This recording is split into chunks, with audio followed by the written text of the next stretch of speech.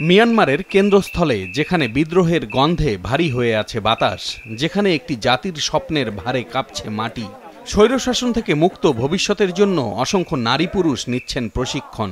বিধ্বস্ত গণতন্ত্রের ভস্ম থেকে সেখানে জন্ম নিয়েছে বামার পিপলস লিবারেশন আর্মি বিপিএলএ।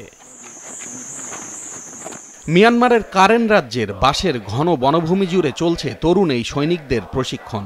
এটি কোনো সাধারণ সামরিক ক্যাম্প নয়, এটি আসলে ধৈর্যের যুদ্ধক্ষেত্র, যেখানে প্রতিরোধের চেতনা গড়ে তোলার কাজ চলছে।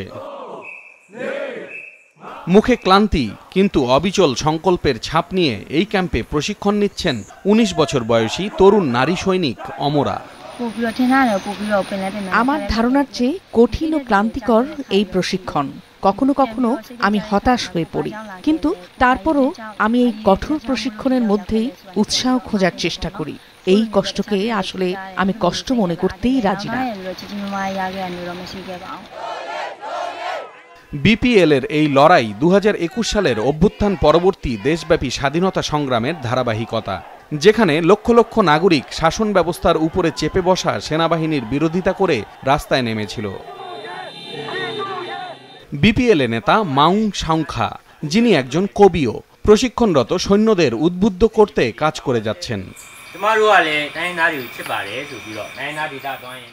এখানে মাউন সাংখা বলছিলেন যে তাদের লড়াই প্রতিশোধের জন্য নয়, বরং এমন একটি মিয়ানমারের জন্য যেখানে তাদের সন্তানেরা ভয় ছাড়াই বড় হতে পারে, যেখানে স্বাধীনতা শুধু একটি স্বপ্ন নয়, বাস্তবতা।